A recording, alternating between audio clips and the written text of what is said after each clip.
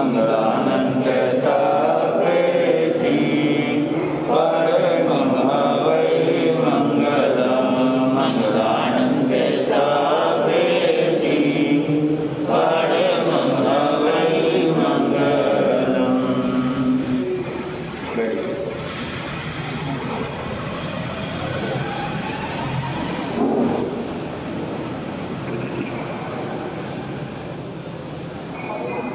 तुम तरन तारण दुख निवारण भविक जीव आराधनम तेरे नामे नांदन जगत वंदन नमो सिद्ध निरंजनम जगत भूषण विगत दोषण प्रणव प्राण निरोधनम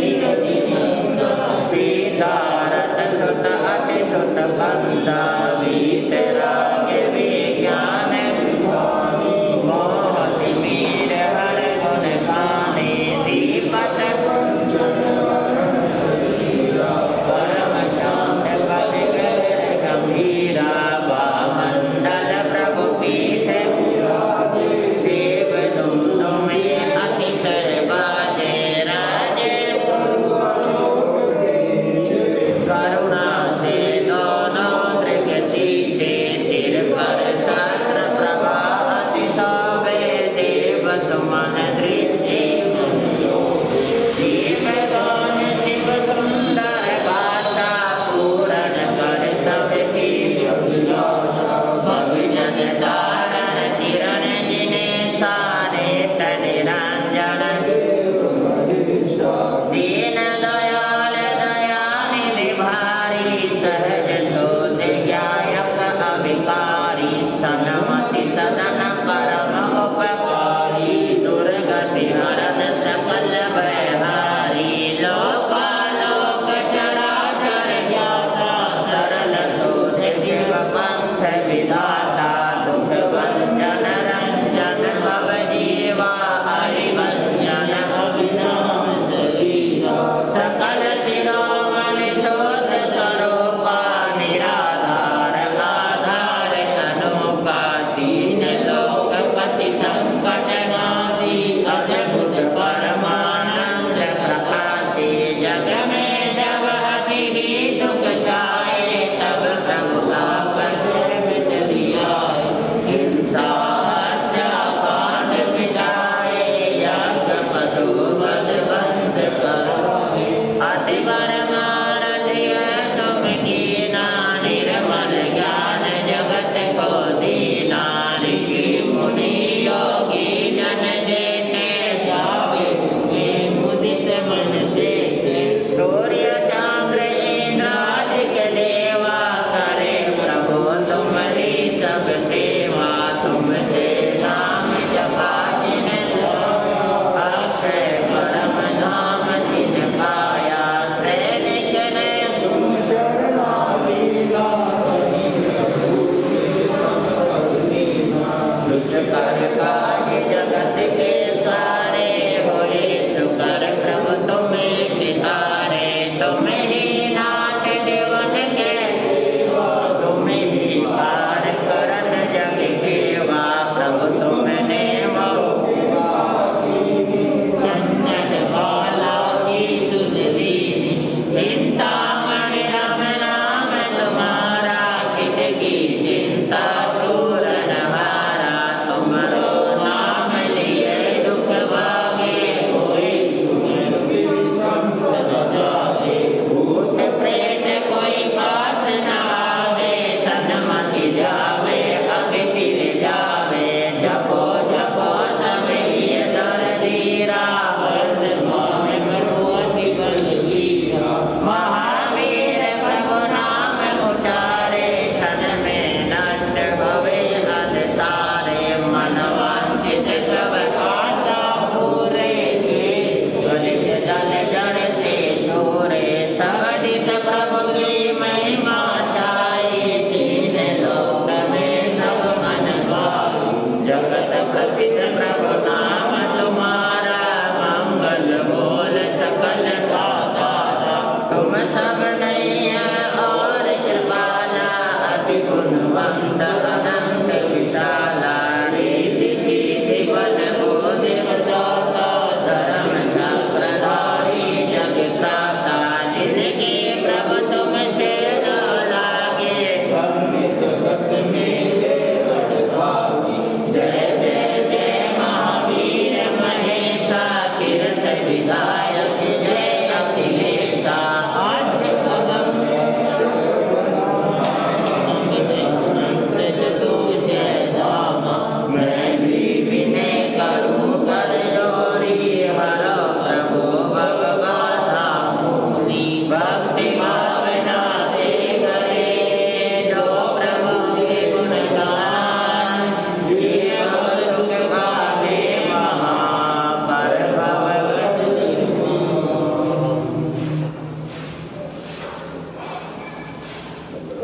बोलिए भगवान महावीर स्वामी की गुरुदेव श्री विक्रम जी महाराज की गुरुदेव दया करके कर्मों से छुड़ा देना गुरुदेव दया करके कर्मों से छुड़ा देना इतनी सी विनय तुमसे चरणों में जगा देना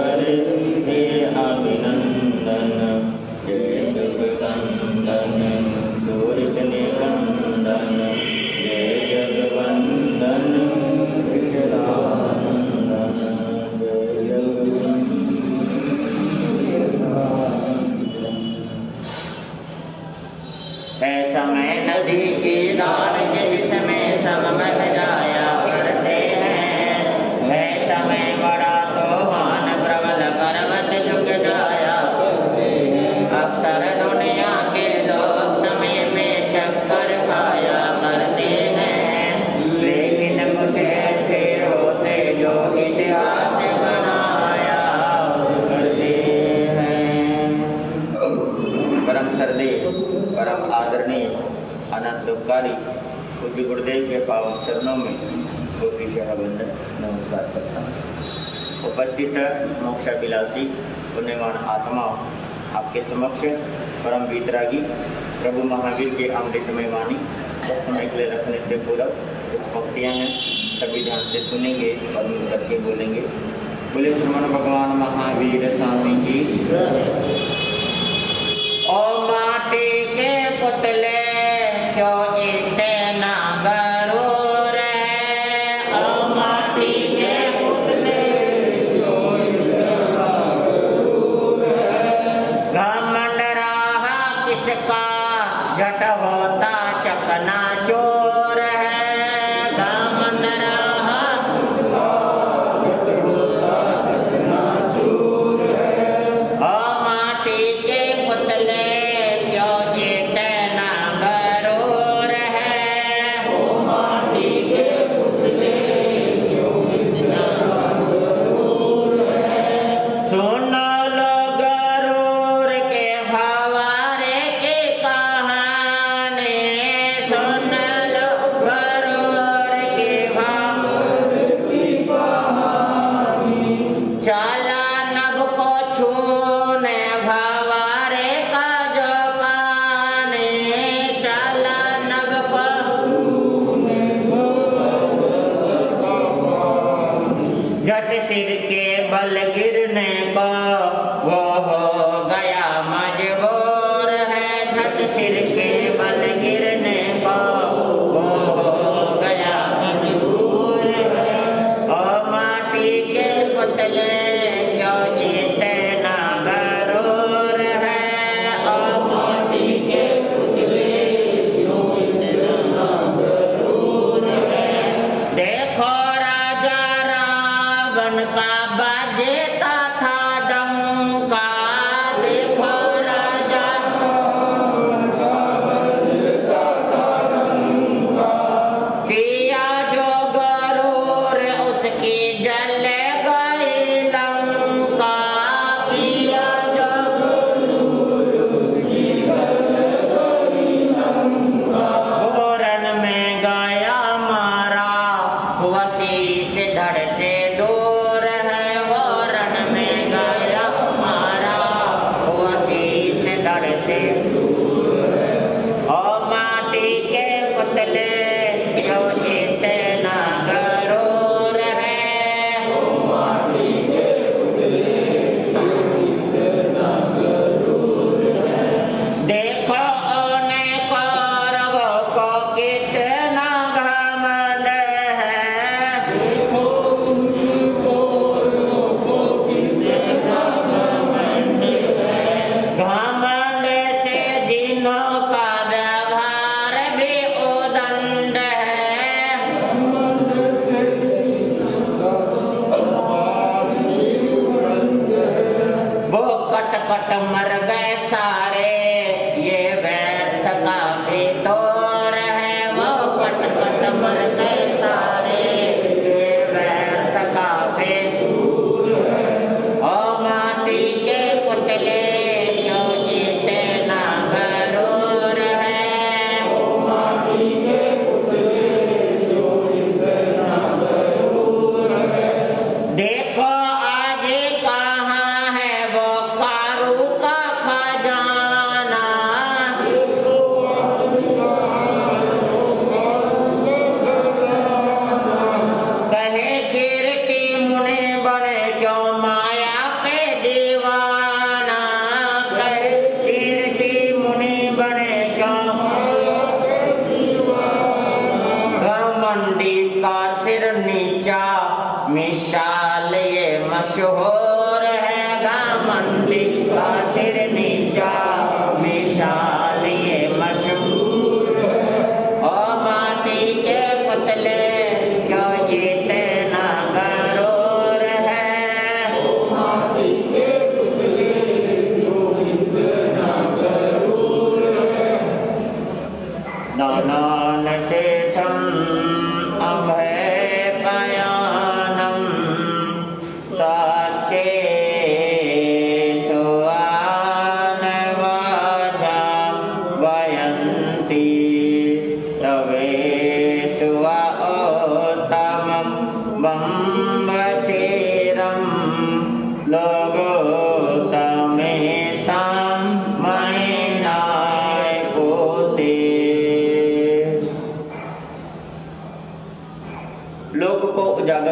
वाले, लोक को प्रदीप्त करने वाले भगवान महावीर स्वामी का ये शासन चल रहा है। और इस शासन में साधु साध्वी श्रावक और श्राविका विचरण कर रहे हैं। और ये चारों ही तीर्थ अपने क्षमता के अनुसार भगवान के नियमों का क्या कर रहे हैं? पालन कर रहे हैं अपनी अपनी क्षमता के अनुसार। और जो भी व्यक्ति अपनी अपनी क्षमता के अनुसार पालन करेंगे और भगवान की वाणी पर ध्यान देंगे, उनकी आत्मा का कल्याण अवश्य होगा। ये हकीकत है कि इसमें जरा भी संदेह नहीं करना, क्योंकि भगवान की वाणी सज्जनों कभी भी हमें ये नहीं दिखाना कहीं पर भी कि मैं बहुत ही धार्मिक हूँ या मैं बहुत ही श्रद्धा रखता हूँ या मैं भगवान को बहुत मानता हूँ। ये दिखाने की आवश्यकता नहीं होती है। ये तो हमारे अंदर आत्मा में होना चाहिए कि भाई मैं भगवान को मानता हूँ, भगवान की वाणी को मानता हूँ, जिन शासन की मैं प्रभावना करता हूँ, ये हमारे भीतर होना चाहिए। क्योंकि जिसके भीतर होगा उसके धीरे धीरे भीतर में ज्ञान होता चला जाएगा, वो भीतर में उतरता चला जाएगा। संसार के वातावरणों से जरा भी भय नहीं होगा, वो निर्भय हो जाएगा, निर्भय हो जाएगा और अभय हो जाएगा। किससे? संसार के दुखों से। संसार के दुखों से व्यक्ति कल्पना करके दुखी रहता है। संसार का जो दुख है, कई व्यक्ति तो कल्पना करके ही क्या रहता है? दुखी रहता है। लेकिन भगवान की वाणी जिसके अंदर उतर गई है, वो निर्भय इस प्रकार से हो जाता है, संसार के दुखों की कल्पना तो छोड़ो, दुख सामने आ जाए तो भी व्यक्ति हंसते हंसते उसका सामना करता है, हंसते हंसते सामना करता है, जिसको भगवान की वाणी समझ में आ गई। अन्यथा इस संसार में कहीं पर भी चले जाओ, दुख के सिवा कुछ भी, इस संसार में दुख के सिवा कुछ भी नहीं है। इसलिए मैंने कल सवाल किया था, रिश्ता किसे कहते हैं? सवाल किया था, बताओ। रिश्ता भाई बहन, पति पत्नी, माता पिता, बुआ फूफा, ये सारे क्या हैं? बताओ, रिश्ता का मतलब बताओ।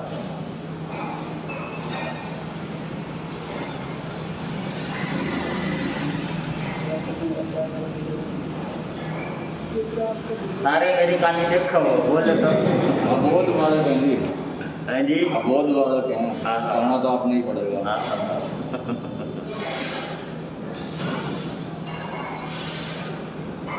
रिश्ता,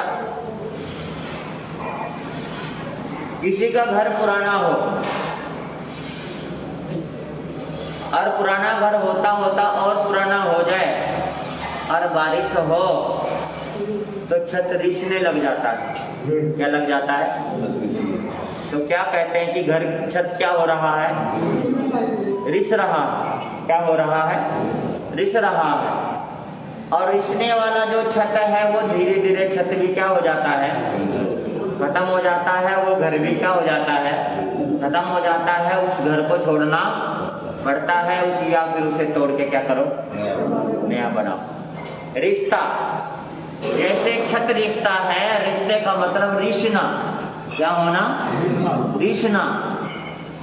इस संसार में आपका किसी से भी रिश्ता जुड़ा, जिस दिन जुड़ा समझ लो रिश्ना क्या हो गया? शुरू हो गया। हरियाणा में कहावत है जी, दूर जमाई फूल बराबर, गांव जमाई आधा और घर जमाई गधे बराबर, जब चाहे जब लादा। ये हकीकत है जी, ये हकीकत है। जिस दिन आपने बेटा या बेटी का रिश्ता किया, क्या किया? जिस दिन किया उस दिन वो रिश्ता क्या हो गया? है जी, शुरू हो गया। कैसे शुरू हो गया? कि रिश्ता किया बेटा और बेटी का, कितना अच्छा लग रहा था। शादी करी जिस दिन, उस दिन कितना अच्छा लग रहा था, बड़ा चाव था, है ना। लेकिन चाव किसको? अगर हम धीरे धीरे करें तो बहुत सारे रिश्तेदार आ गए, उनको शादी से कोई लेना देना नहीं है, उनको तो सिर्फ पार्टी से लेना है, अरेंजमेंट से लेना है, खाना पीने से लेना है, आए, खाना खाए, है ना, 300 रुपए का खाना खाए, 500 रुपए लिफाफे में डाल के वो क्या हो गए जी, दे गए, और उनसे कोई लेना देना नहीं है ना। उसके साथ साथ जो पारिवारिक सदस्य है वो भी आएंगे, लेन देन करेंगे और चले जाएंगे। उससे और छोटा जो माता पिता है, उनके अंदर चाव होता है कि मेरे बेटे और बेटी की क्या हो रही है, शादी हो रही है। वो चाव जो है अगले दिन फिर भी वो धूमिल हो जाता है, उनके अंदर से भी चला जाता है। फिर पति पत्नी का आकर्षण रह जाता है, अकेले का पति पत्नी का आकर्षण, लेकिन पति पत्नी का आकर्षण वो भी थोड़े दिनों का होता है, थोड़े दिनों के बाद वो भी आकर्षण क्या हो जाता है, रिश्ता। इसका मतलब क्या है, रिश्ता। ये रोजाना क्या हो रहा है, रिश्त रहा है ना। आप ही बता दो विवाह का मतलब क्या होता है, विवाह किसे कहते हैं, हाँ जी, विवाह, विवाह का मतलब होता है शुरू में वाह वाह, शुरू में वाह, क्या रिश्ता है, क्या बहू है, क्या दूल्हा है, क्या सजावट है, क्या रंगोली है ना। शुरू में वाह वाह, और बीच में आह, और अंत में तबाह, उसका नाम विवाह। बोलो जी। पहले चाव में रिश्ता जब जुड़ता है, लड़की बोलती है, लड़का सुनता है। लड़का कहता है तू ही मेरे लिए सब कुछ है। जब शादी हो जाती है तो लड़का कहता है मैं ही तेरे लिए सब कुछ हूं, है ना। तो पहले तू, फिर मैं, और बाद में तू मैं है जी। पहले लड़की बोलती है, लड़का सुनता है, समझ रहे हो, और बाद में दोनों बोलते हैं और पड़ोसी सुनते हैं। ये इसका नाम क्या है, रिश्ता। ये रिश्ता क्या है, ये रिश्ता। शादी का मतलब क्या है, शादी को उल्टा करो क्या बनेगा, जिसकी जिंदगी का दिशा बदल जाए उसका नाम शादी। और बदल जाता है, क्या हो जाता है, बदल जाता है। ठीक है, तो मैं सिर्फ ये कह रहा हूं कि कई बार व्यक्ति संसार की कल्पना मात्र से ही दुखी हो जाता है, लेकिन जिसके अंदर भगवान की वाणी उतर जाए वो व्यक्ति निर्भय हो जाता है। उसे किसी प्रकार का डर नहीं रहता। जो सामने है उसका सामना करने का वो क्या करता है, प्रयास करता है। इसलिए आपके सामने बात आ रही है कि भगवान की वाणी को जीवन में उतारने का क्या करे, भरसक प्रयास करे, भरसक। जिस तरीके से भोजन आना, हम ये चाहते हैं कि भोजन जो हम खा रहे हैं ना, वो भोजन हमारे शरीर में क्या होना चाहिए, लगना चाहिए। तो भोजन शरीर में लगना चाहिए, ये दिन रात की सोच होती है। कई बार आप लोग डॉक्टर के पास जाते हो अपने बच्चों को लेकर के, महाराज ये खाता बहुत है, पर शरीर में लगता नहीं है। तो कभी कभी आप लोग ये भी सोचा करो, किसी डॉक्टर से ये भी पूछो, महाराज डॉक्टर से पूछो जाकर के कि मैं भगवान की वाणी, गुरुओं की वाणी सुनता बहुत हूँ पर लगता नहीं है। सुनता, सवाल तो करके देखो कभी। अगर किसी गुरु से नहीं कर सके, एकांत में बैठ के खुद से करो कि मैं इतना सुनता हूँ, मुझे लगता क्यों नहीं। समझ रहे हैं आप लोग? बताओ प्रवचन का मतलब क्या है? सुनना है जी, सुनकर है जी। प्रवचन का मतलब, प्रवचन का मतलब है परिवर्तन। क्या परिवर्तन? सुन करके क्या जाना चाहिए,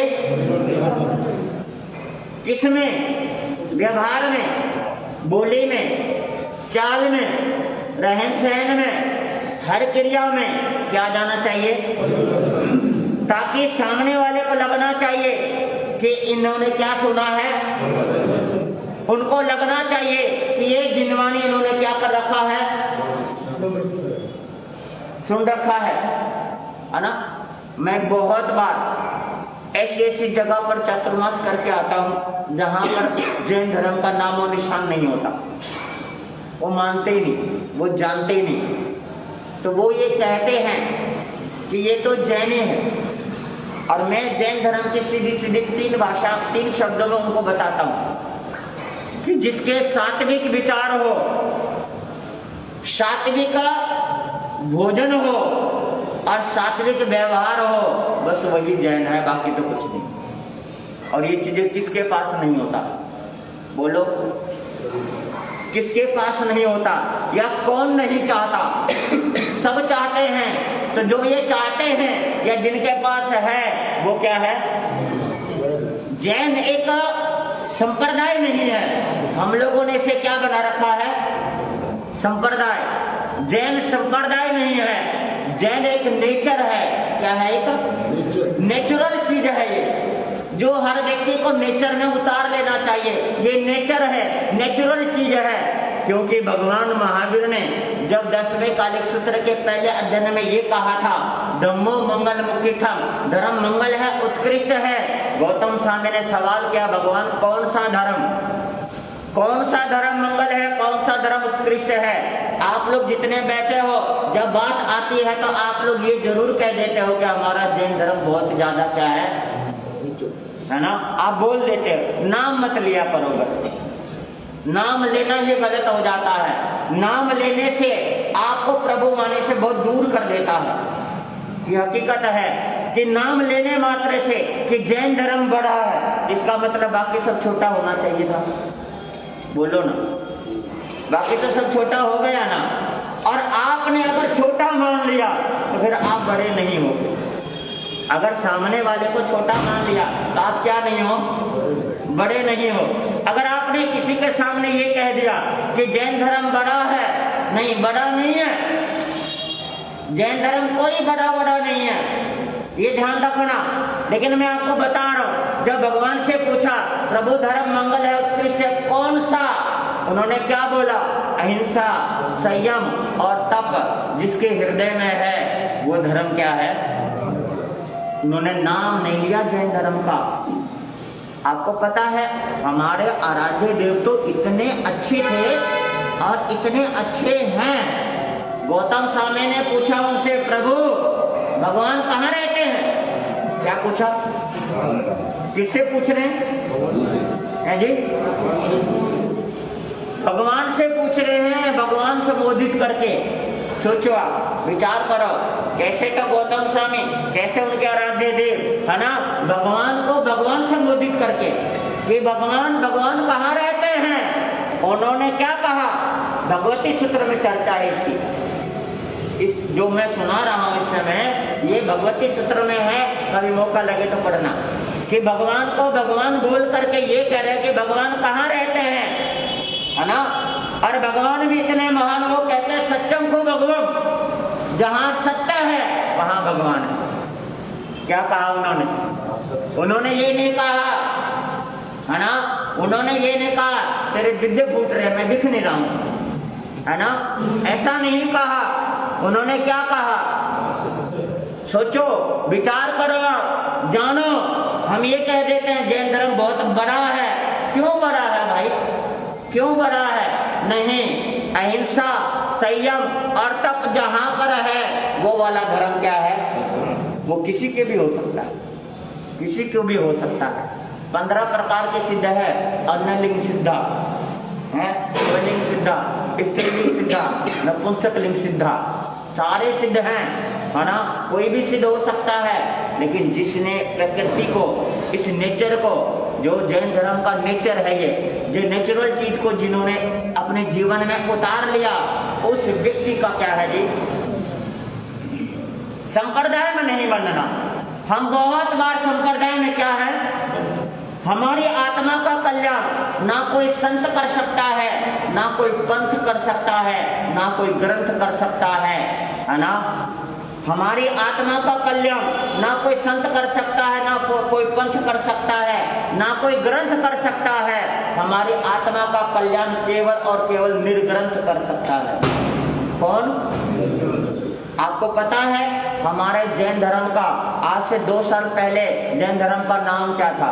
जैन धर्म तो अब डाल दिया आप लोगों ने, था ही नहीं जैन धर्म इसका नाम। क्या नाम था बताओ? अगर आपने सुना हो कभी तो, नहीं तो किसी भी गुरु के मुख से आप पूछना एक बार कि गुरुदेव आज से 2 साल पहले हमारे जैन धर्म का नाम क्या था। जैन धर्म अभी डाल दिया है, संप्रदाय अभी बना दिया आप लोगों ने, सबने मिलकर के बना दिया। संप्रदाय था नहीं हमारा, और संप्रदाय बनने से हमारा क्या हो गया है, जो जीवन में बदलाव आना चाहिए, जीवन में जो सुधार होना चाहिए, जीवन में जो दिखना चाहिए था वो दिख नहीं रहा, क्योंकि जैन धर्म का नाम था निर्ग्रंथ धर्म। कौन सा? निर्ग्रंथ धर्म, जहां पर कोई किसी भी प्रकार का क्या ना हो, बोलो ना, गांठ ना हो। जैन धर्म का नाम था कि किसी भी प्रकार का क्या ना हो, गांठ ना हो, निर्ग्रंथ रहना चाहिए। निर्ग्रंथ का मतलब है जिसके बाहर कोई गांठ नहीं, अंदर भी गांठ नहीं, ना क्रोध हो, ना मान हो, ना माया हो, ना लोभ हो, ना राग हो, ना द्वेष हो, गांठ नहीं, निर्ग्रंथ। भगवान महावीर निर्ग्रंथ के प्रणेता थे, हमने उन्हें संप्रदाय का प्रणेता बना करके छोड़ दिया। भगवान जो हम प्रेरूपणा करते हैं भगवान के बारे में, भगवान वो थे नहीं, और जो थे वो हम बताने का प्रयास करते ही नहीं। आपको पता है,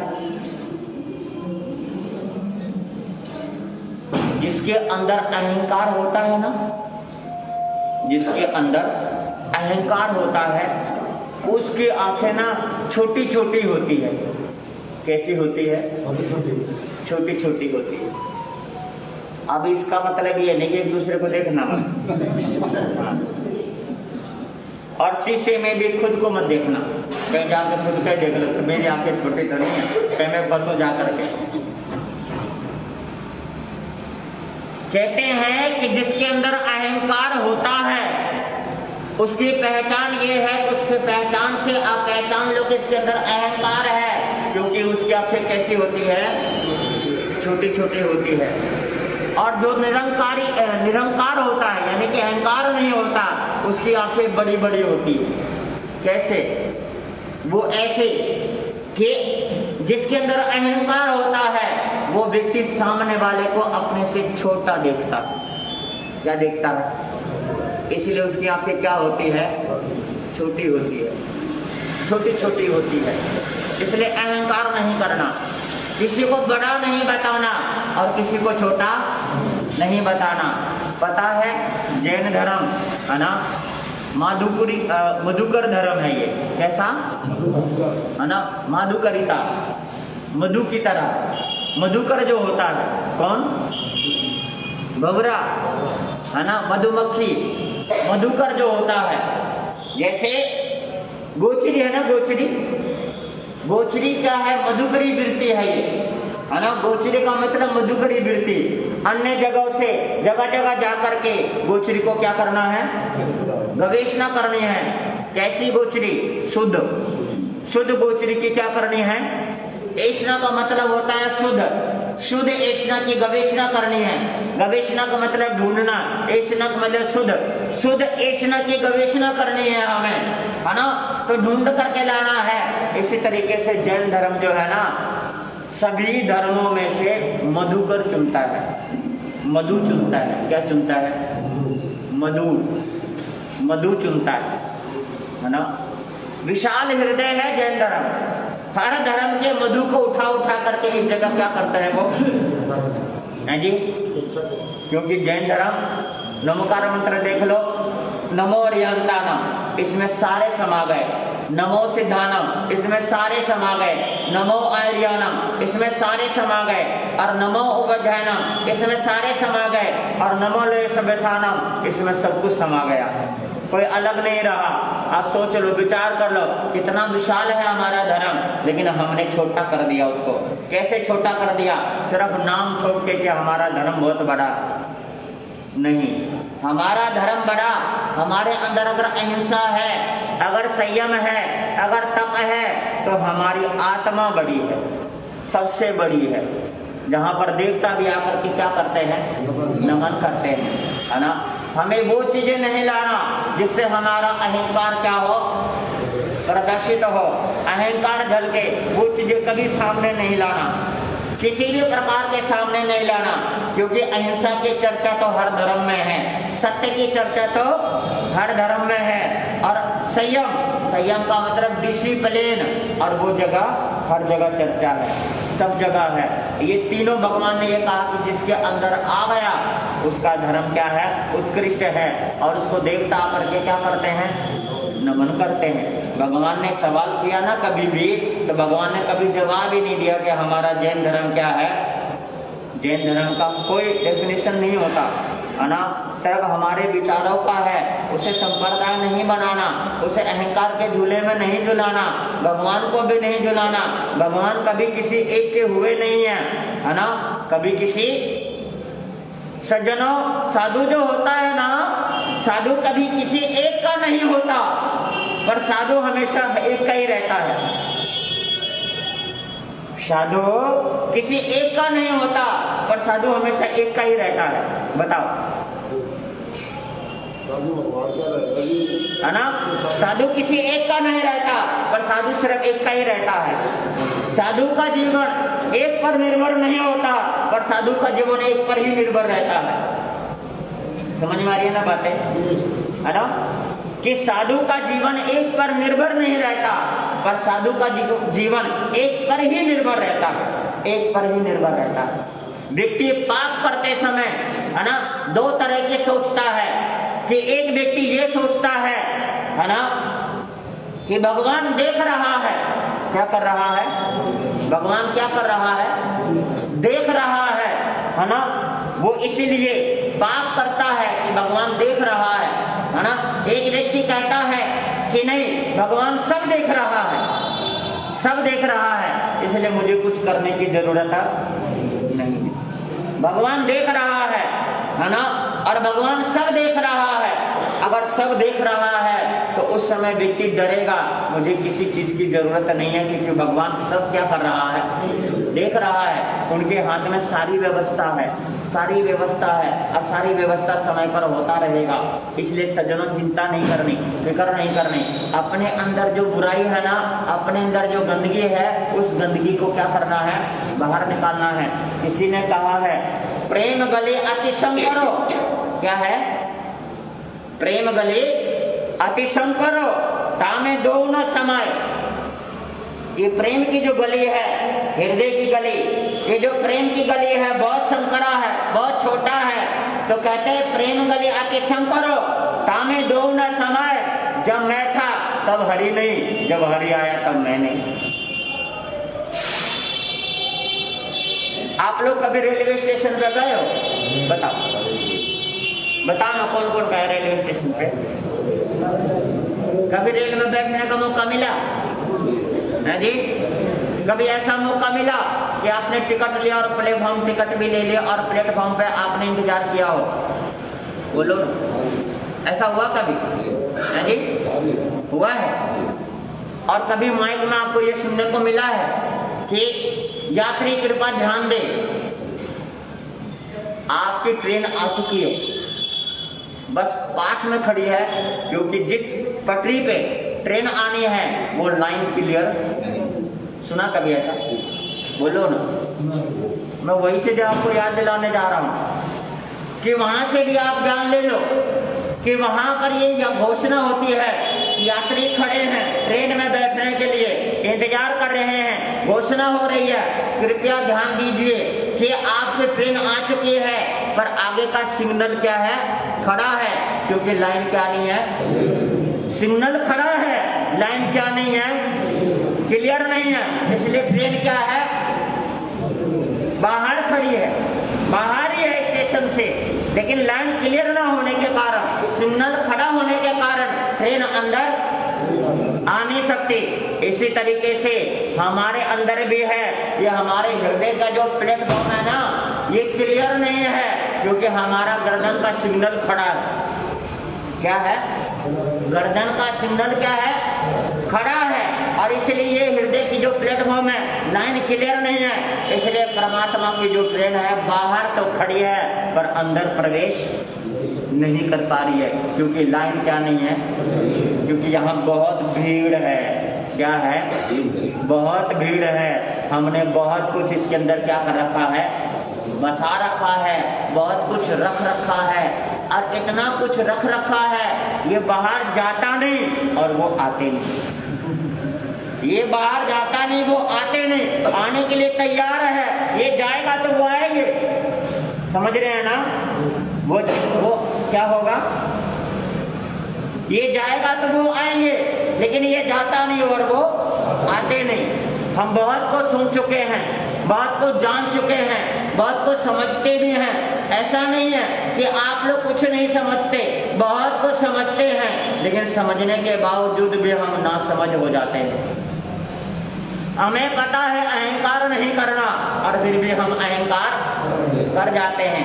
किन चीजों का अहंकार, किन चीजों का अहंकार, रुपये का, पैसे का, धन का, दौलत का, या जीवन का, किस चीज का अहंकार, किस चीज का अहंकार कर जाते हैं हम। सज्जनों, हमें तो इस चीज का भी अहंकार नहीं करना कि गुरु महाराज मेरे को जानते हैं, इसका भी अहंकार नहीं करना, और हम तो इसका भी कर जाते हैं। ये तो कोई बड़ी बात नहीं है कि गुरु महाराज आपको जानते हैं, ये कोई बड़ी बात नहीं है, बहुत छोटी सी बात है, बहुत मामूली सी बात है। इसी का ही अहंकार कर जाते हैं कि गुरु महाराज मेरे को क्या करते हैं, है ना। आप लोग इस चीज का भी अहंकार कर जाते हैं कि गुरु महाराज तो मेरे को स्पेशल क्या देते हैं, टाइम देते हैं, स्पेशल टाइम देते हैं, मेरे से बात करते हैं। इसका भी क्या अहंकार करना, बताओ सज्जनों। अगर आपको स्पेशल दे रहे हैं समय, तो समझ लो आपकी आत्मा कितनी हल्की होगी, कितनी अच्छी होगी। लेकिन ये सोच करके कि मेरे को वो बहुत मानते हैं, कौन, वो, है ना, मेरे को वो बहुत मानते हैं, बस यही मानना ही हमारी भूल है सबसे बड़ी। ये नहीं सोचना कभी भी। ये सोच लिया तो समझ लो कि जो उनके अंदर से आपको मिलना चाहिए था ना पॉजिटिव, या जो ज्ञान मिलना चाहिए था ना, जो उनके अंदर से आशीर्वाद मिलना चाहिए था, वो देना भी चाहेंगे तो हम ले नहीं पाएंगे, हमारे अंदर आएगा नहीं, क्योंकि हमारे अंदर भर गया है कचरा, और कचरा भर गया, लाइन क्लियर नहीं है तो वो आएगा नहीं। वो देने का प्रयास करेंगे तो आएगा नहीं, वो समझ देने का प्रयास करेंगे तो समझ आएगी नहीं। इसलिए सज्जनों, ये बात मैं इसलिए जोर दे रहा हूं, इस चीज पर ध्यान देना, क्योंकि अहंकार मिटा तो सब कुछ हटा, है ना। अहंकार मिटा तो ज्ञानावरणीय कर्म का आवरण हट जाएगा। क्या हट जाएगा, ज्ञानावरणीय कर्म का आवरण हट जाएगा, और ज्ञानावरणीय कर्म का आवरण हट जाएगा तो क्या होगा पता है आपको, है जी। और उसके बाद क्या होगा, है जी, मोक्ष किस किस को चाहिए, बताओ ना, किस किस को चाहिए।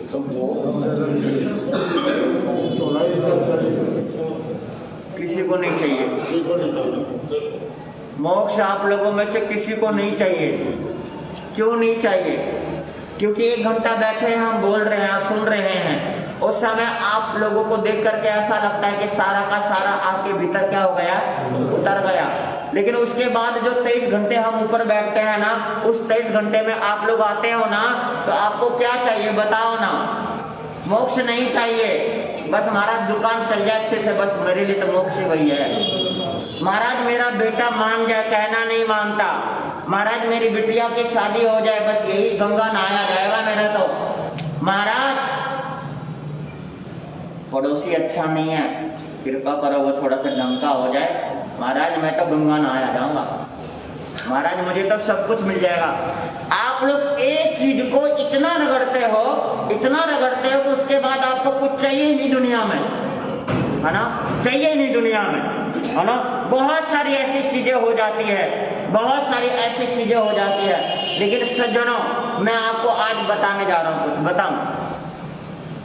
एक कविता सुनाना चाहता हूँ, सुना दूं आप लोगों को, बोलो ना। ये बुक है, इसके अंदर है कविता, मैं वो आप लोगों को बताना चाहता हूँ, आप ध्यान देना। मैंने भगवान से मांगी शक्ति, क्या मांगी, है ना, उसने दी मुझे कठिनाइयां, हिम्मत बढ़ाने के लिए। क्या बढ़ाने के लिए, मैंने भगवान से मांगी शक्ति, उसने दी मुझे कठिनाइयां, हिम्मत बढ़ाने के लिए। मैंने भगवान से मांगी बुद्धि, है ना, उन्होंने दी मुझे उलझने सुलझाने के लिए, क्योंकि बुद्धि तब बढ़ेगी जब उलझनों को क्या करेंगे, क्योंकि सवाल जब हम हल करते हैं तब हमारी बुद्धि क्या होती है, बढ़ती है ना। इसके साथ साथ मैंने भगवान से मांगी समृद्धि, उसने दी मुझे समझ काम करने के लिए। मैंने भगवान से मांगा प्यार, उसने मुझे दिए दुखी लोग मदद करने के लिए। ध्यान देना आप सभी। मैंने भगवान से मांगी हिम्मत, उसने दी परेशानियां उभरने के लिए। मैंने भगवान से मांगा वरदान, उन्होंने दिए मुझे अवसर उन्हें पाने के लिए। इस शब्द पे थोड़ा सा ध्यान देना। मैंने भगवान से क्या मांगा, वरदान, और उन्होंने क्या दिए, अवसर, क्या करने के लिए है जी। सोचो विचार करो कि आपने भगवान से वरदान मांगा सिर्फ एक चीज का, और उन्होंने कह दिया भैया तुम मुझे को पूरा का पूरा ले लेना। समझ रहे हो ना, पूरा आपको चाहिए नहीं और एक वो देंगे नहीं। समझ रहे हो ना। अरे भगवान के दरबार में भी जा करके गाड़ी की याचना क्या करनी, क्योंकि उसके बाद पेट्रोल भी तो चाहिए ना, वो दुखी करेगा आपको। नहीं समझ रहे हो आप लोग। साथ में पेट्रोल भी मांग लो, अगर पेट्रोल मांग लिया तो पेट्रोल के लिए फिर पैसा भी तो चाहिए ना, साथ में पैसा भी मांग लो, है ना। और पैसे के लिए काम धंधा भी तो चाहिए ना, तो काम धंधा भी मांग लो। काम धंधा तभी होगा जब ग्राहक आएगा, तो ग्राहक भी मांग लो। तो मैं एक बात कह रहा हूँ आपको, वो तो पूरा का पूरा आपको क्या हो रहा है, मिल रहा है, आपको पूरा का पूरा मिल रहा है। और अब क्या मांग रहे हो आप।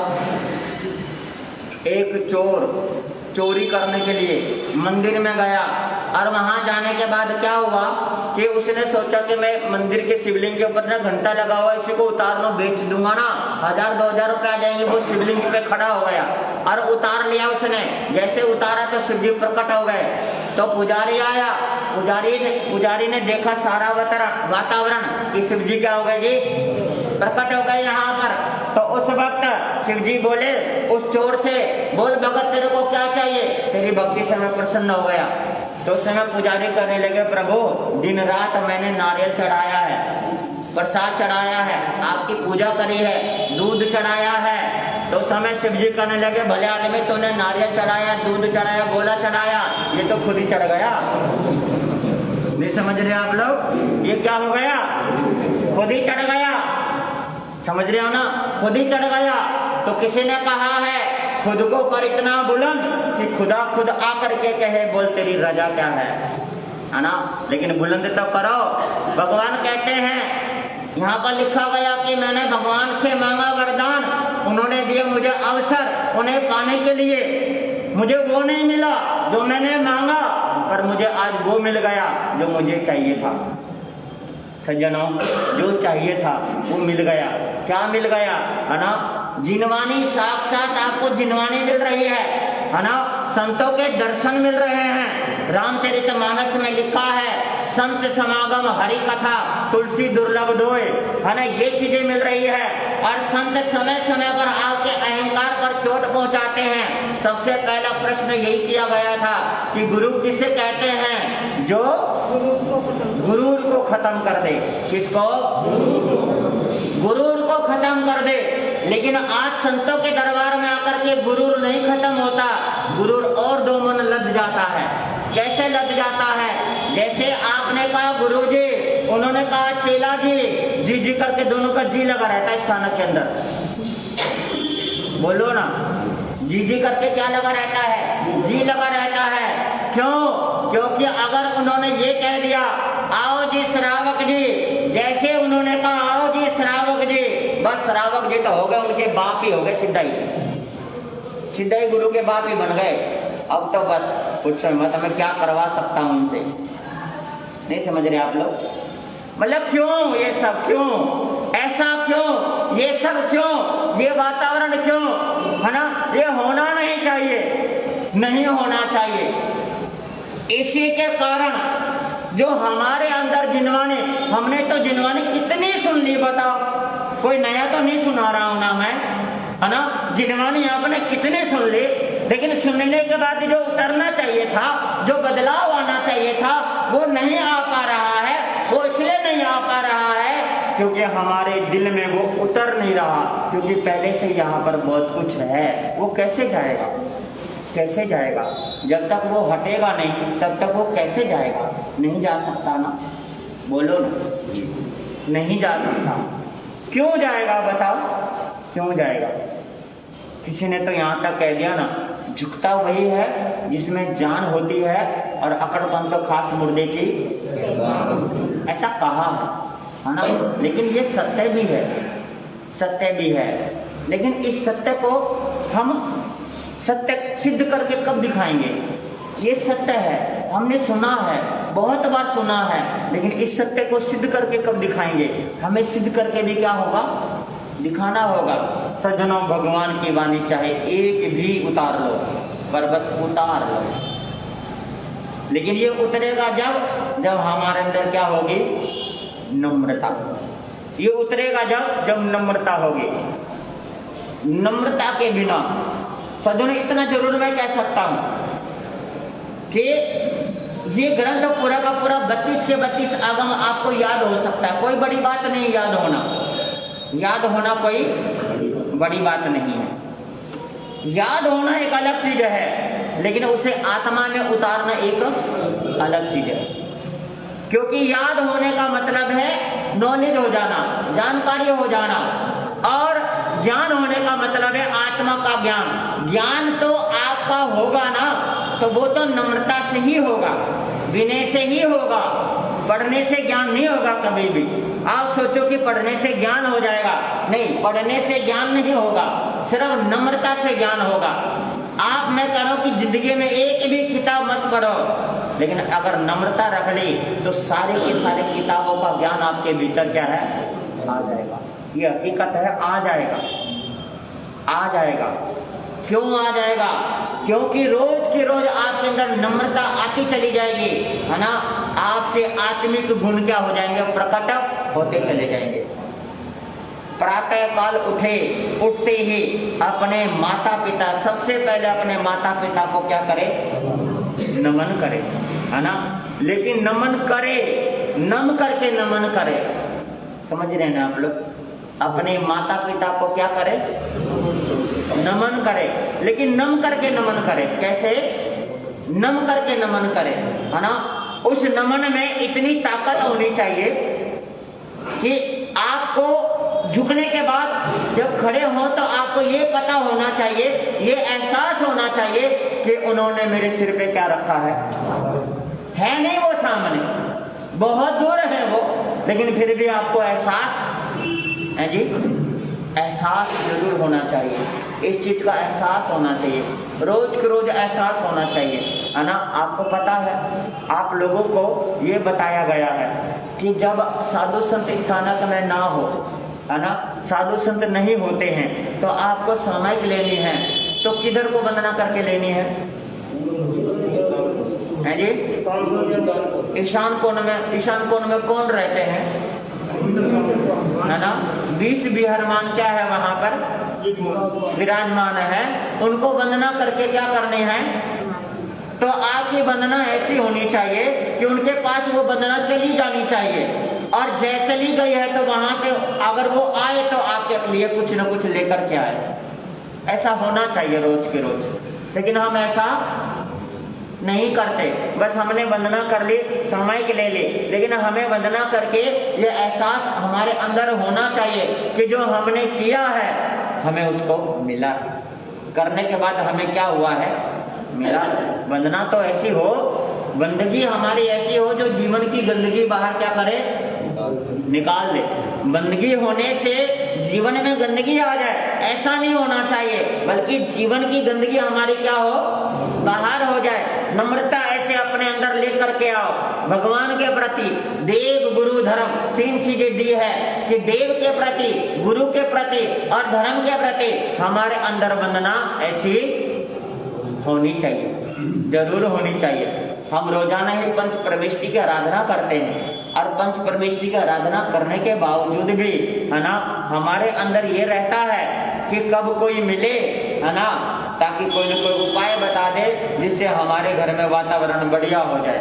ऐसा ही रहता है ना। बोलो ना, नहीं रहता ऐसा। पंच परमेश्वरी का आराधना करने के बावजूद भी हमारे मन में रहता है कोई तो आए, कोई तो मिले जो मेरी आत्मा का क्या करे वो। और आपकी आत्मा का कल्याण का मतलब क्या है? दुकान अच्छा चल जाए, घर का वातावरण सही हो जाए। आपकी आत्मा का कल्याण का डेफिनेशन बदल गया है ना, भाव बदल गया है। आत्मा का कल्याण वो नहीं है आप सोचो कि आपकी लड़की या लड़के की शादी हो जाए तो आपका जीवन का सुधार हो गया। ना जी ना, आपने शादी की है ना लड़के लड़के के, वो जो पाप करेंगे ना मिलकर के, वो पाप का हिस्सा आपके हिस्से में भी आएगा। आपको पता है कोई भी साधु साध्वी के माध्यम से अगर किसी की शादी हो गई ना, किसी भी साधु साध्वी के माध्यम से अगर किसी की शादी हो गई तो जीवन भर जो पाप करेंगे वो साधु के हिस्से में आएगा। आप गृहस्थी है ना, तो आप अपने बच्चे की तो कर सकते हैं, लेकिन आप अपने अड़ोसी पड़ोसी भाई बहन के लड़का लड़की की भी शादी नहीं कर सकते। ये शरावक का नियम है। जब शरावक का नियम ऐसा है तो साधु तो कर ही नहीं सकते। आज क्या हो रहा है वो नहीं देखना कि आज क्या हो रहा है। आज जो हो रहा है वो हो रहा है, मैं उसकी बात नहीं कर रहा हूँ। मैं जो कह रहा हूँ, क्योंकि यहाँ पर बैठा हूँ, यहाँ पर जो बैठा हूँ तो जो सत्य है मैं वही बोलूंगा। और सत्य हमेशा कड़वा होता है, थोड़ा सा वही बोलूंगा मैं, है ना। आपके सामने लल्लो चप्पो वाली बात नहीं करनी, मुझे बात करनी है सीधी सपाट। भगवान ने ये कहा है कि कोई भी साधु साध्वी ये भी नहीं कह सकते कि इनका लड़का इनकी लड़की आपस में क्या कर लो। बेशक से वो बीच में नहीं पड़े, इतना इशारा करना ही उनके लिए क्या हो गया है, पाप के भागी बन गए हैं। और वो सावध्य क्रिया करेंगे, और सावध्य क्रियाओं का बहुत सारा हिस्सा किसके हिस्से में आएगा? साधु के हिस्से में आएगा। आत्म कल्याण का डेफिनेशन बदल गया है कि नमोकार मंत्र हम जपते हैं, जपने के बावजूद भी क्या होता है, हम तलाश करते हैं कि कोई मेरे को क्या करे, मिले। सज्जनों, नमो का मतलब ही नम जाना है।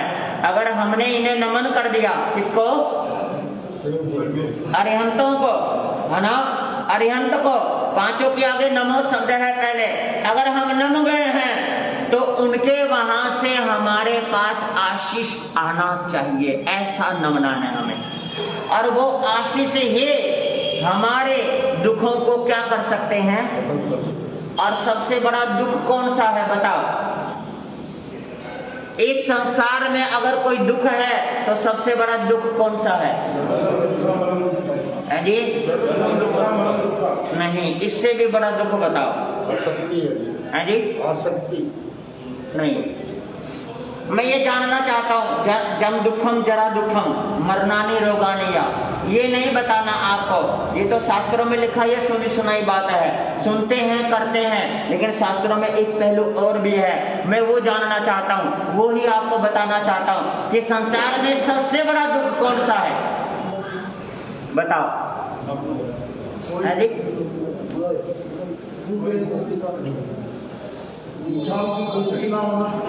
है जी? वो भी दुख थोड़ा ही है।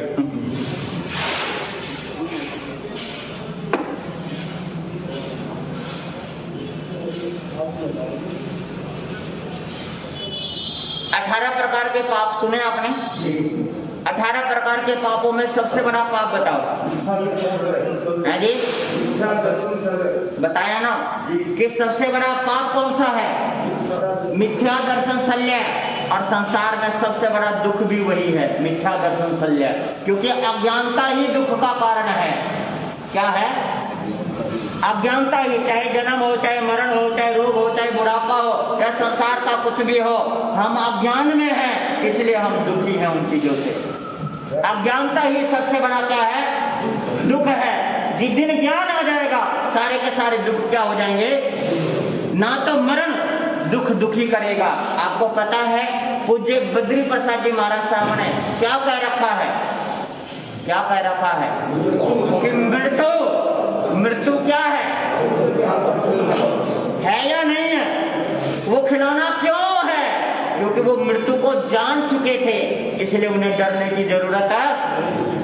हम अपने गुरुओं के श्लोक लिखते हैं, बात लिखते हैं, लेकिन यहाँ नहीं लिखते। हमें यहाँ लिखना है कि उन्होंने जो कहा है ना, उन्होंने कहा नहीं, उन्होंने करके भी क्या किया है। जब उन्होंने करके दिखाया है तो क्या हम उसको मान भी नहीं सकते? करके मत दिखाओ पर मान तो लो ना।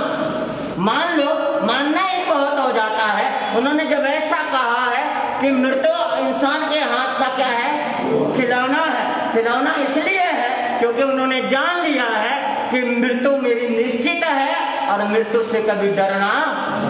उनको ज्ञान हो गया मृत्यु का। अज्ञानता ही दुख का क्या है, कारण है। और अज्ञानता खत्म होगी जब हमारे अंदर नम्रता होगी। नमो अरिहंतानम, हम करते हैं लेकिन हमारे को करने के बाद जो हमारे भीतर प्रकट होना चाहिए वो हमारे अंदर हो नहीं पाता, हो नहीं पाता। आप बोलना, 2-4 पंक्तियां मैं सुनाना चाहता हूं आप लोगों को। बोलना, लहर लहर लहराए रे झंडा मेरे प्रभु का, लहर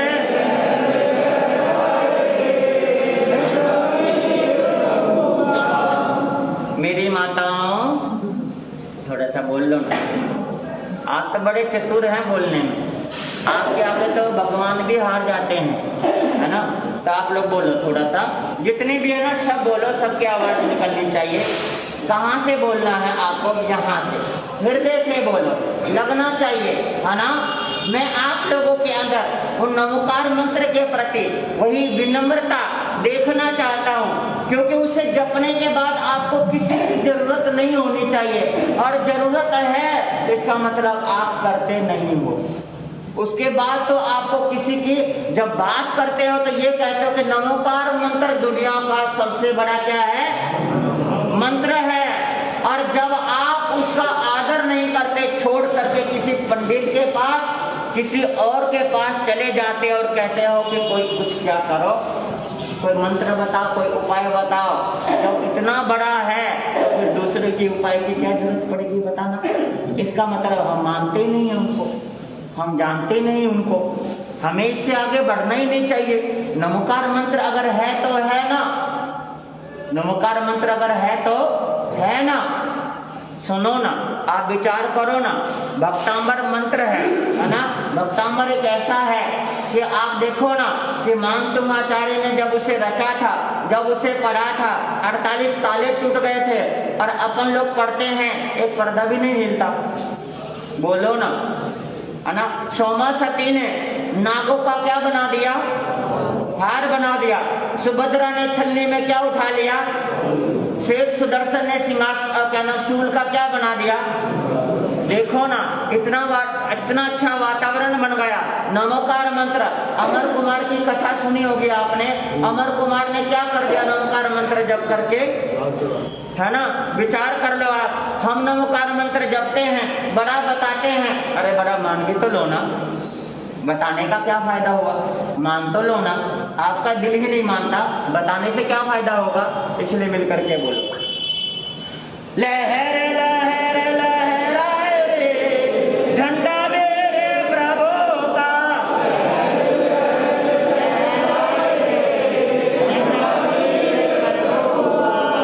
5 रंग है, 5 रंगों के बारे में आपको बताना चाहता हूँ। आप सभी ध्यान देना। फिर से बोलेंगे, पहले सुनेंगे फिर बोलेंगे। एक स्वर से थोड़ा सा और लगाएंगे, थोड़ा सा जोर लगाएंगे, दिल से बोले, मुझे अच्छा लगना चाहिए। लहर लहर लहराए रे झंडा मेरे प्रभु का।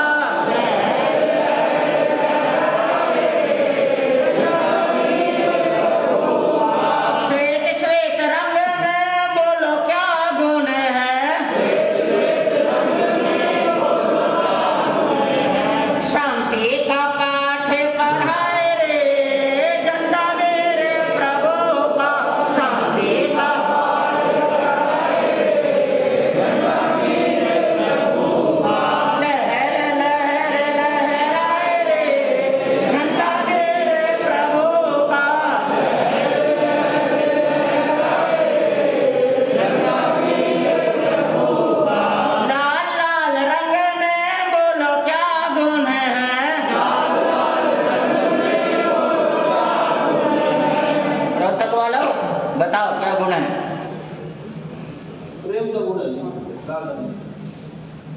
बताओ कौन सा गुण है? क्या हो गया है आप लोगों को? पता होना चाहिए हमें, जानकारी होनी चाहिए हमें। नमोकार मंत्र के भीतर उतरने का प्रयास करो।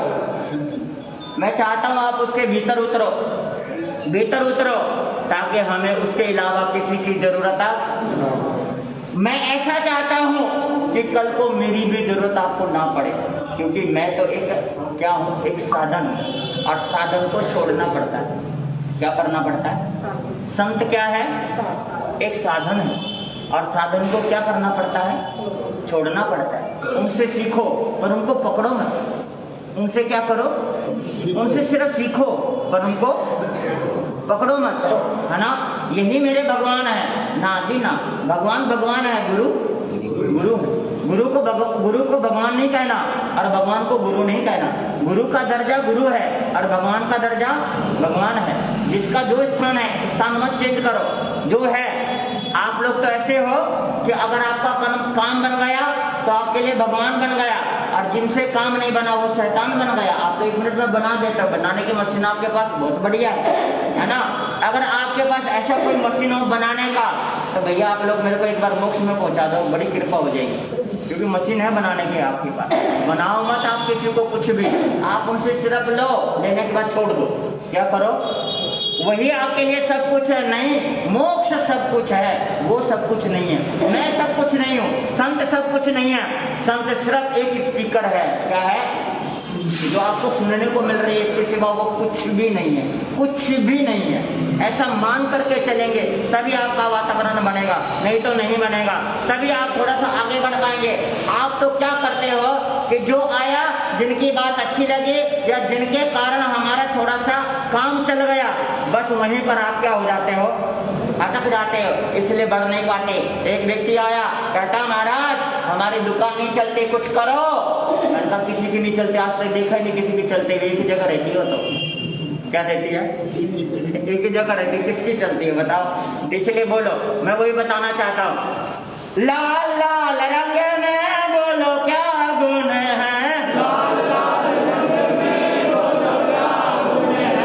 मुक्ति का पाठ पढ़ाए रे, झंडा मेरे प्रभु का।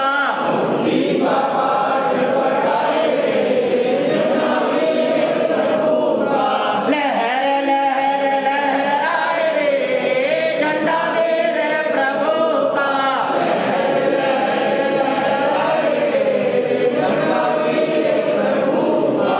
नमोकार मंत्र पे थोड़ा सा ध्यान दो, समझ में आ जाएगी। पीले पीले रंग में बोलो क्या गुण है? अब बोलो क्या गुण है? आएगा नहीं समझ में ना? आएगा समझ में। किसी क्षेत्र में अगर बड़े आचार्य आ जाते हैं तो बड़ा सौहार्द का वातावरण वहां पर बन जाता है। और अगर खेत में सरसों के फूल उग रहा हो, मन को बड़ा अच्छा लगता है। और आप लोगों को सोने की चैन, कड़ा, कंगन, अंगूठी मिल जाए, कितना अच्छा लगता है ना? कईयों के हाथ में 2-2, 3-3 अंगूठी हो और हाथ में कड़ा, उसको खड़ा करने के लिए बोल दो तो वो कहेगा भाइयों गुरुओं के वाणी पर ध्यान दो। क्या कहता है? भाइयों किसकी वाणी पे? दिखा क्या रहा है? वो खुशी का वातावरण। तो मैं बता रहा हूं, पीले पीले रंग में बोलो क्या गुण है? घर घर में खुशियां फैलाए रे, झंडा मेरे प्रभु का। घर घर में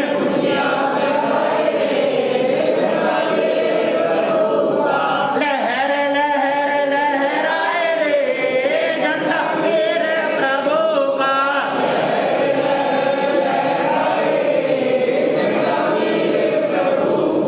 हरे हरे रंग में बोलो क्या गुण है? अब तो समझ आ गया होगा, अभी भी नहीं। हरे हरे रंग में उपाध्याय का रंग है ये। क्या करते हैं उपाध्याय? तो बोलो ना। हरे हरे रंग में बोलो क्या गुण है, सम्यक के ज्ञान कराए रे झंडा वीर प्रभु का, सम्यक के ज्ञान लहर लहर लहराए रे झंडा वीर प्रभु का।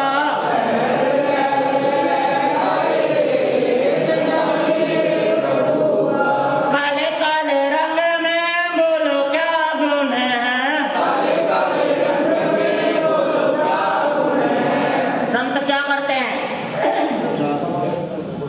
हाँ जी, सब चीज को समान पाठ संत क्या करते हैं? संत एक एक घर में जाकर के आपको प्रेरणा देते हैं। एक एक घर में जाकर के, एक शहर में, एक नगर में, एक डगर में, हर व्यक्ति को गली में, कूचे में जहाँ मिल जाते हैं वहाँ। इसलिए आप सभी सोचो, विचार करो। काले काले रंग में बोलो क्या गुण है, घर घर में अलख जगाए रे झंडा वीर प्रभु का, घर घर में अलख लहर लहर लहराए रे झंडा वीर प्रभु का।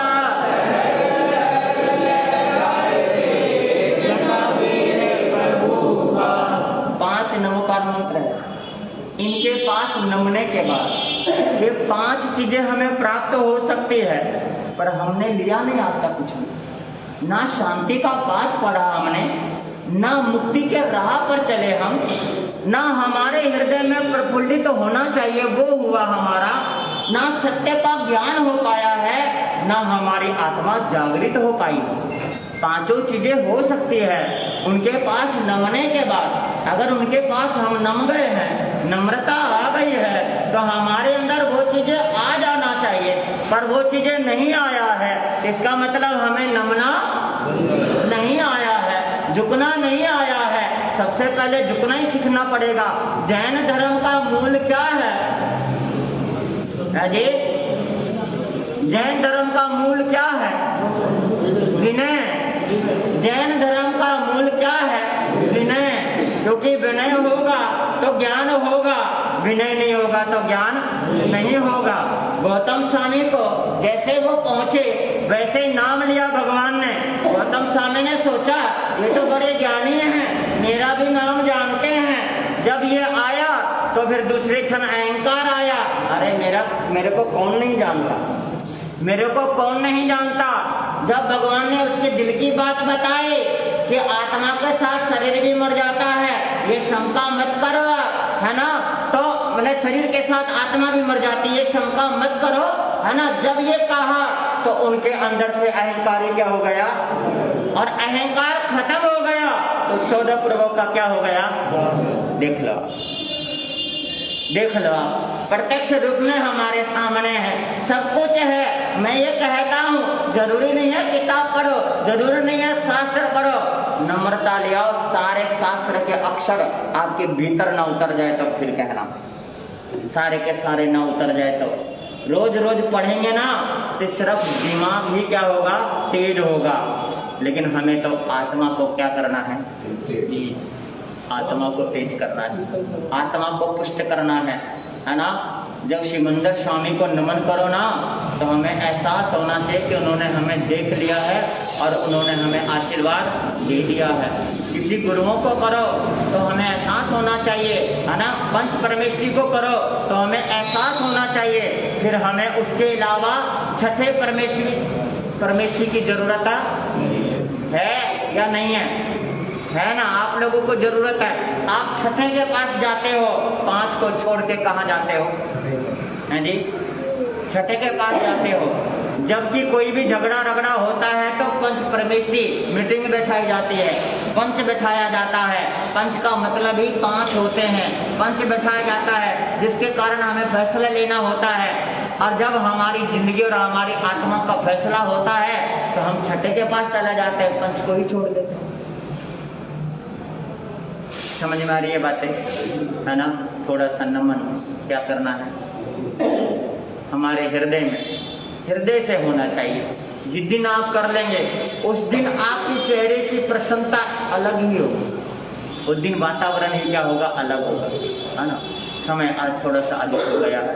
और वैसे तो नमामि शब्द है ये, खमामी भी शब्द रखना था मेरे को, आज ही रखना था, लेकिन बात चल पड़ी तो चल पड़ी, है ना? मैं तो यही सोच गया था, जिस समय 8 बजे यहाँ बैठा था तभी मेरे को खमामी ही सुनाना था, पर ये कि सुनाते सुनाते आ गई बात, वो मैंने सुना। क्योंकि मैं यहाँ पर बैठता हूँ ना, तो मैं सच बता रहा हूँ, मैं कुछ भी लिख के नहीं लेके आता, ना मैं कुछ कहानी सोच करके आता, मैं कुछ भी नहीं आता। मेरे मन में सिर्फ ये रहता है कि जिनवानी माता अपने ऊपर कृपा रखना, है ना?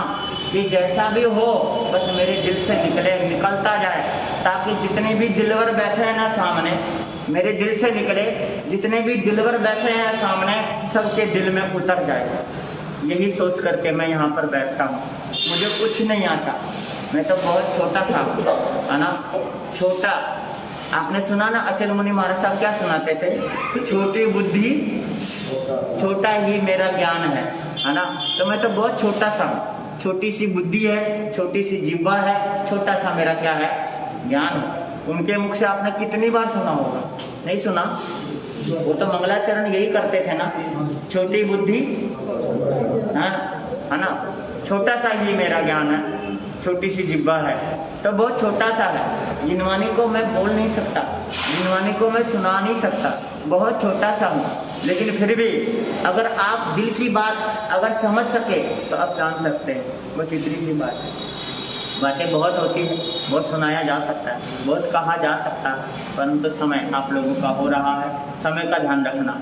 इसलिए माता बहनें थोड़े उठने लग गई है, क्योंकि इनको भी काम होता है, आपको भी काम होता है, बहुत कुछ होता है। बस इस रोहतक क्षेत्र में कई दिन हो गए हमारे को आए हुए, है ना? मेरे ख्याल से आज 8 दिन हो गए मेरे, है जी? इसलिए बुधवार को नहीं, मतलब शुक्रवार को ही आए थे शायद, है जी? नहीं, हम वीरवार को आए थे, वीरवार को आए थे, शुक्रवार को तो प्रवचन दिया था, है ना? ये ऐसा था, ऐसे था। अच्छा, तो वहाँ पर भी जनता नगर में भी आप लोगों ने लाभ लिया, यहाँ पर भी लाभ लिया। अब थोड़ा सा आगे जाने का मन है, तो कल का जो है ना, जो खमामी शब्द है वो फिर कल ही सुनना पड़ेगा आप लोगों को, कल आएंगे समय पर। तो मेरा मन है कल जो है ना संत नगर में प्रवचन करने का, ऐसा मेरा मन है। संत नगर में श्री सुरेश कुमार जी जैन जो छात्र वाले हैं और बहुत ही अच्छे भक्त हैं, वो हमारे से 99 से जुड़े हुए हैं। 99 में चतुर्मास पानीपत था गुरुदेव के साथ, तो वहाँ से जुड़े हुए हैं। और 2004 में सुरेश जी हमारे ना, उन्होंने 1 महीने का व्रत किया था, और मेरे ख्याल से 20 या 15 दिन की उनकी तपस्या थी, व्रत था। वो बस में बैठ करके वो और उनकी पत्नी 20वें व्रत के बाद देखो मेरे को ना ढूंढते हुए पहुंचे थे, है ना? जनकपुरी में पहुंचे थे, हमारा चतुर्मास वहाँ था, वहाँ पहुंचे थे ढूंढते हुए, उनको पता नहीं था कि हम कहाँ हैं। तो बड़े दिल से जुड़े हुए हैं। इनके 4 बेटे हैं, चारों ही बेटे, उनका पूरा परिवार भक्ति में लगा रहता है। और इनको एक ही चीज़ यही कहते हैं कि जो भी साधु साध्वी आए उनके प्रवचन सुनो, उनके दर्शन करो, उनके पास जाओ।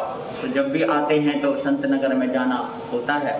तो कल का प्रवचन संत नगर में रखा है, वही समय रहेगा 8 बजे का। आप सभी जो हैं वहाँ पहुँच करके इस धर्म सभा का लाभ लेंगे, क्योंकि खमामी शब्द, क्योंकि नमामि प्रातः काल करना है और खमामी सायंकाल, रोज का काम है, रोज की रूटीन है। कैसे? जिस तरीके से आप व्यापार करके आते हो, दुकान से आते हो, शाम को बही खाते क्लियर कर लेते हैं कल के लिए, ऐसे ही क्लियर करना है। तो मैं क्षमा का जो शब्द है खमामी, उस खमामी का जो हकीकत डेफिनेशन है वो मैं आप लोगों को बताना चाहता हूँ। आपने तो सिर्फ ये छुप रखा कि सामने वाले को क्षमा कर दो, खाली क्षमा ही नहीं करना है ना, लेकिन मैं कुछ और बताना चाहता हूँ आप लोगों को, जो मतलब अनुभव है, जो गुरुओं से प्राप्त हुआ है, जो समझ आई है, वो समझ मैं आप लोगों के सामने रखना चाहता हूँ। तो आप सभी जो है ना वहाँ पर पहुँचेंगे और प्रवचन का आप सभी लाभ लेंगे, है ना, आनंद का वातावरण होगा। तो आप बोल सके तो अपनी तरफ से बोल देंगे, कर देंगे संघ की ओर से सूचना, उसके बाद बोल देंगे।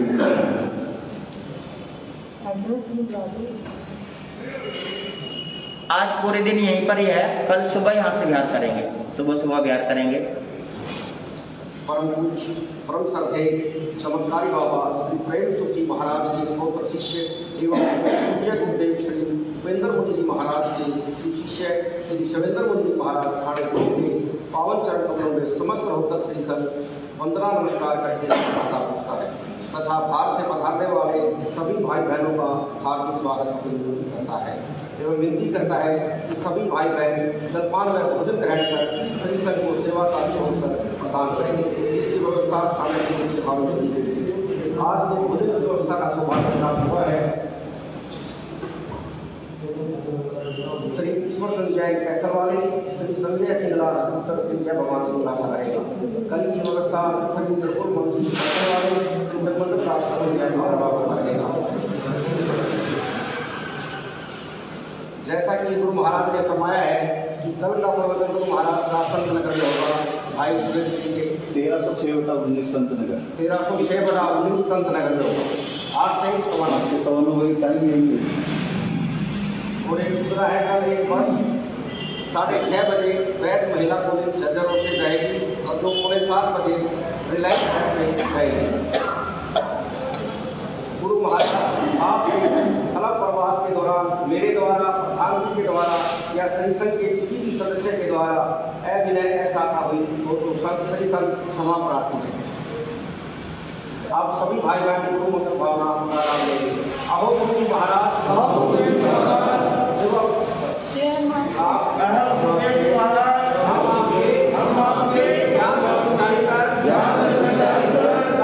यात्रा